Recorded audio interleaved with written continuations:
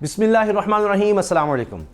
बल्दियाती elections में तहरीक इंसाफ की शिकस्त, कप्तान की अहम मैच में हार, यह कहानी बहुत ही हैरान कुन है और दिलचस्प भी है कि असल में हुआ क्या है, किस तरह तहरीक इंसाफ को तहरीक इंसाफ ने हराया है।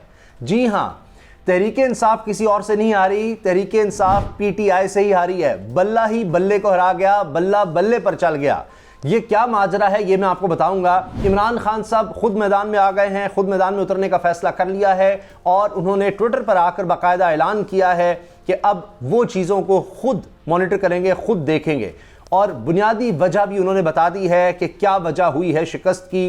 इमरान खान साहब का ख्याल है कि कैंडिडेट्स सही नहीं चुने गए, मौजूद लोगों को नहीं चुना गया। अब ये हुआ क्या है, क्या जिस चीज़ के खिलाफ इमरान खान साहब निकले थे, यानी मौरूसी सियासत नहीं होनी चाहिए, किसी का बेटा, किसी का बाप, चचा, रिश्तेदार, भाई, ये वो, तो क्या ये वो मामला हुआ है?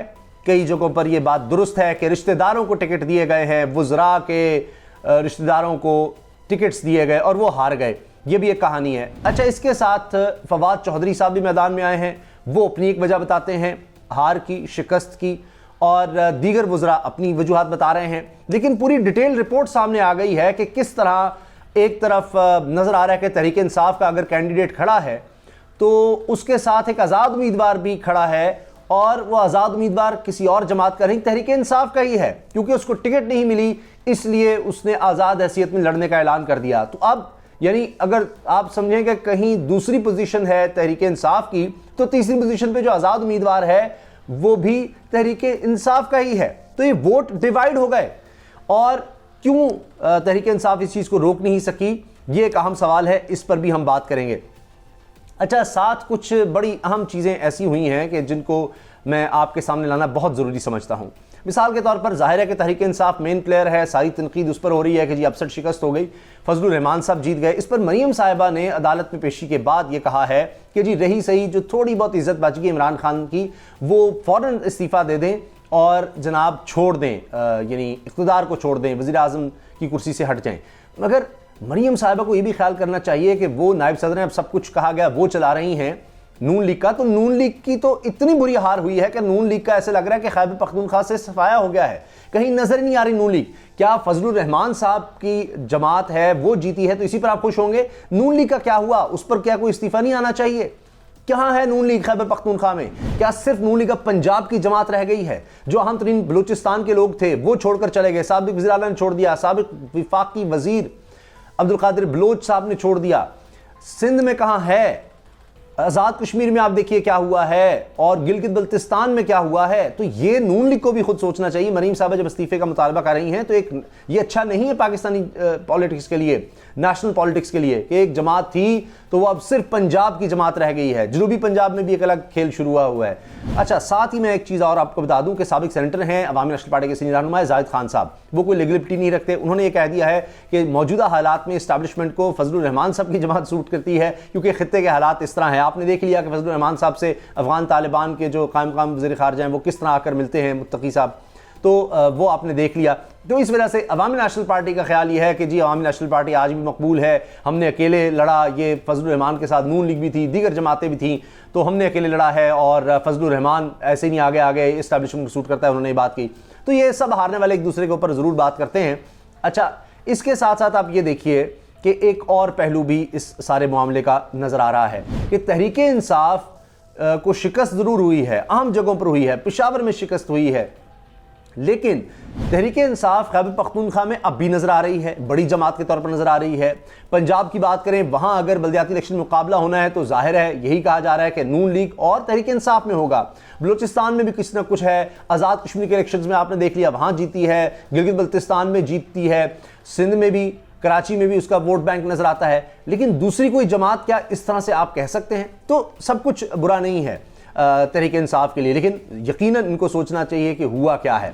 अच्छा, शौकत यूसुफजई साहब, सूबाई वज़ीर, और आतिफ खान, इन दोनों ने मीडिया से बात की, शिबली फराज साहब ने बात की, ये सब महंगाई की बात करते हैं कि जी महंगाई की वजह से हुआ।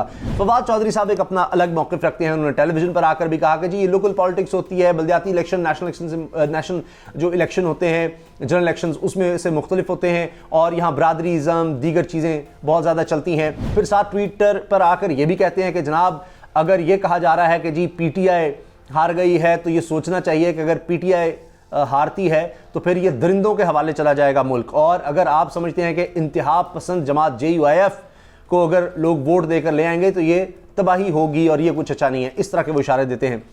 अब जनाब आ जाते हैं एग्जैक्ट नंबर्स पर, एग्जैक्ट बातों पर कि अब सूरत हाल क्या है और किस तरह से नज़र आ रहा है कि जनाब तहरीक इंसाफ को तहरीक इंसाफ ने हराया है। वो सबूतों के साथ बात करते हैं। अच्छा, एक बयान ये भी दिलचस्प है, हाफिज़ अब्दुल्ला साहब सीनियर रहनुमा JUIF के बड़े खुश हैं कि बल्दियाती इलेक्शन के अगले मरहले में भी PTI को हम शिकस्त देंगे। अब इमरान खान साहब अगले मरहले में जो जनवरी में होने जा रहा है मरहला बल्दियाती इलेक्शन का खैबर पख्तूनख्वा में, उसमें अब इतनी आसानी से हार मानने वाले नहीं हैं, वो अब खुद मैदान में उतरे हैं। अच्छा, नज़ीर लगारी साहब सीनियर हमारे सहाफ़ी हैं, हमारे उस्तादों की जगह हैं, उन्होंने बड़ी दिलचस्प बात कही है। उन्होंने ट्वीट किया है कि मौलाना साहब अब बल्दियाती इलेक्शन में जो नुमाइंदे जीते हैं इनसे इस्तीफ़ा लेने के बारे में क्या ख्याल है? जो आप कहते थे कि जनाब ये सारा सिस्टम ही ख़राब है, ये गवर्नमेंट के होते हुए हम किसी इलेक्शन को नहीं मानेंगे, तो अब आपके जब लोग जीते हैं तो इनसे इस्तीफ़ा लेंगे? महंगाई मार्च से पहले या महंगाई मार्च में जाकर जो आपकी सबसे अहम शर्त थी, इनसे इस्तीफ़ा लेंगे? तो बड़ा दिलचस्प उन्होंने जुमला कहा है ट्विटर पर और इसको बड़ा सराहा जा रहा है। अच्छा जनाब, अब आ जाते हैं इमरान खान साहब ने जो कहा है। इमरान खान साहब ने ट्वीट किया है और उनके अल्फाज ये हैं, तहरीक इंसाफ ने खैबर पख्तूनख्वा तहरीक इंसाफ ने खैबर पख्तूनख्वा बल्दियाती इंतखाबात के पहले मरहले में गलतियाँ की और खमियाजा भुगता। अब वो मान रहे हैं, ये अच्छी चीज़ है, पहले आप मानेंगे तो ही आगे बढ़ेंगे। गलत उम्मीदवारों का इंतखाब एक कलीदी सबब था।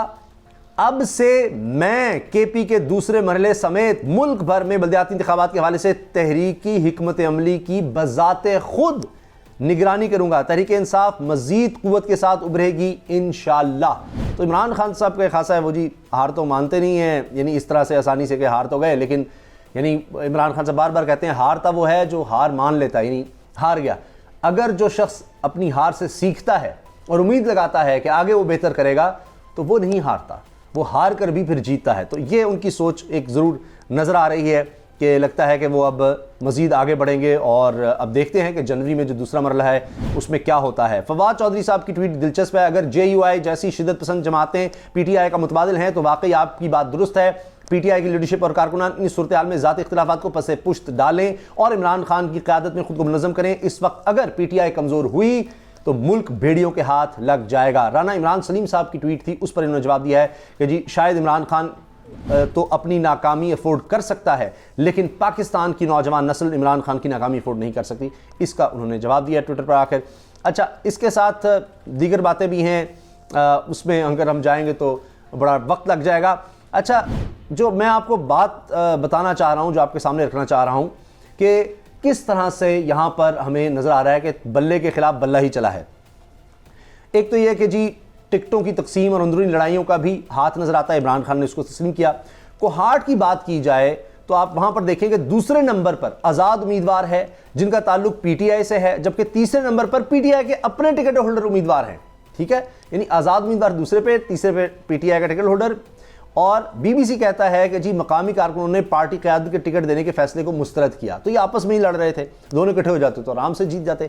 अब इसमें हुआ क्यों है? डिसिप्लिन की खिलाफवर्जी कह लें, कुछ भी कह लें कि जनाब टिकट किसी और को दिया तो एक आज़ाद हैसियत में क्यों तहरीक इंसाफ का दूसरा कोई रहनुमा खड़ा हो गया, कारकुन खड़ा हो गया? उसकी वजह यह कि इमरान खान साहब ने खुद ये नौजवानों को सिखाया कि अगर आप समझते हैं कि पार्टी में कुछ गलत हो रहा है, ज़्यादती हो रही है, गलत तकसीम हुई है, तो आप उसके खिलाफ खड़े हों, आप आएँ मैदान में, उसके खिलाफ खड़े हों। तो ये हुआ है। तो नौजवान इस तरह कर रहे हैं, लोग इस तरह कर रहे हैं कि वो अगर पार्टी टिकट से खुश नहीं है तो खुद मैदान में वैसे ही आ गए कि ठीक है हम इसके खिलाफ खड़े हो जाते हैं। तो उससे फिर ये तकसीम हो गई सारी। फिर खैबर पख्तूनख्वा असम्बली के डिप्टी स्पीकर महमूद जान ने साफियों से बात की है और सबके सामने वीडियो बयान है उनका, उसमें कहा है कि जी मेरे अपने हल्के का MNA नूर आलम खान अपने साले जो JUI का उम्मीदवार था उसकी खुल्लम खुला हिमायत कर रहा था। यानी JUI के उम्मीदवार की नूर आलम खान MNA तहरीक इंसाफ वो हिमायत कर रहा है। फिर कहते हैं जी मेरे साथ वाले हल्के में भी MPA एक आज़ाद उम्मीदवार की हिमायत कर रहा था। तो ये तो हाल है। कहते हैं कि जी अब डिप्टी स्पीकर साहब ने, महमूद जान साहब ने कहा है जिनको बल्ले ने इज्जत दी वो कुछ रुपयों और अपने मकासद के लिए बिक गए हैं और उन्होंने पार्टी को सपोर्ट नहीं किया। अच्छा, पैसों की बात आए तो पहले सेनेटर जब बने थे तब भी कई MPAs के खिलाफ नोटिस गए थे, ये सब कुछ भी हुआ था। अच्छा, ये बात भी दिलचस्प है कि सीनियर साफी कह रहे हैं कि बहुत सी जमातें जो बिल्कुल मलियामेट हो गई थी 2013 में, जिस तरह तहरीक इंसाफ जीती थी, फिर 2018 में जीती है, तो अब उन जमातों का, चाहे वो अवामी नेशनल पार्टी है, चाहे JUIF ने तो कमाल ही कर दिया। नहीं, पहले जिन इलाकों में वो इतना नहीं जीती थी, जो सेंटर के इलाके जिस तरह पेशावर वगैरह, वहाँ भी वो जीती नज़र आ रही है। और इसके साथ अवामी नेशनल पार्टी ने रिवाइवल किया है, पीपल्स पार्टी भी किसी हद तक, और दीगर जमातों ने अपनी कोई पोजीशन वहाँ पर बहाल की है। और इसकी वजह यह भी है कि जमात उलमा इस्लाम फजल रहमान ने पिछले 3 साल में मुसलसल रब्ता रखा लोगों से, मुसलसल जाते रहे। ये नहीं हुआ कि बिल्कुल मायूस होकर बैठ गए। तो ये भी एक रीज़न बताई जा रही है कि उन्होंने अपना होमवर्क जारी रखा था और लोगों से कॉन्टैक्ट वगैरह, जिसकी वजह से उनको अब वोट मिले हैं। अच्छा, इफ्तिखार फरदौस साहब हैं, ये बड़े ज़बरदस्त साफ़ी हैं। इन्होंने भी कहा है कि जी this local bodies election will conclude with the oxymoron PTI lost because it was contesting against PTI in many places, कि तहरीक इंसाफ कई जगहों पर तहरीक इंसाफ के खिलाफ ही लड़ रही थी, इसलिए इनकी हार हुई है। और फिर आप देखिए इसके साथ साथ और कई साफ़ी हैं जो बात कहते हैं, BBC ने पूरी इस पर रिपोर्ट शाया की है कि जी तहरीक इंसाफ को ज़िला पेशावर से, ये उमर फारूक हैं, वो कहते हैं अगर गौर किया जाए तो पूरे ज़िला पेशावर से पाकिस्तान तहरीक इंसाफ को एक भी नशिस्त पर कामयाबी नहीं मिली, क्योंकि 7 तहसीलों में से जो एक तहसील नशिस्त पाकिस्तान तहरीक इंसाफ जीती है वो भी साबका फाटा यानी सब डिवीज़न हसन खेल से जीती है। और अब ये भी कहा जा रहा है, नदीम फारूक पराचा साहब की भी ट्वीट है कि जनाब ये अब सोचना होगा तहरीक इंसाफ को कि ये सारा कुछ क्या हुआ है। तो लगता है कि इमरान खान साहब ने सोच भी लिया है और इसी वजह से उन्होंने खुद मैदान में उतरने का फैसला कर लिया है। अब देखते हैं कि जो अगला मरहला है जनवरी में, उसमें किस तरह से इमरान खान साहब खुद जब मैदान में उतरते हैं तो हमें कितना फ़र्क नज़र आता है। क्योंकि अभी जो मरहला गुजरा है, दिसंबर में इतवार को जो इलेक्शन हुए हैं, इसका तो रिज़ल्ट आपने देख लिया है। अब जनवरी में ये अगला मरहला है और फिर उसमें देखा जाएगा कि कितना इमरान खान साहब के खुद टिकट देने से, खुद मैदान में उतरने से, खुद चीज़ों को देखने से क्या फ़र्क पड़ता है। इससे कुछ ना कुछ फ़र्क तो यकीनन पड़ेगा, ये नहीं है कि बिल्कुल ही कोई फ़र्क नहीं पड़ेगा। तो देख लेते हैं, चंद ही हफ्ते बाकी हैं, जनवरी में देखते हैं दूसरे मरहले में, बल्दियाती इलेक्शन के दूसरे मरहले में क्या होता है, क्योंकि वो बड़ा अहम है अब और वो एक मोमेंटम बनेगा। और फिर पंजाब में जब बल्दियाती इलेक्शन होते हैं तो उस पर भी इसके असरात आएंगे और फिर इन इलेक्शंस के असरात जनरल इलेक्शंस तक जाएंगे। आपकी इस बारे में क्या राय है, ज़रूर आगाह कीजिएगा। अल्लाह हाफ़िज़।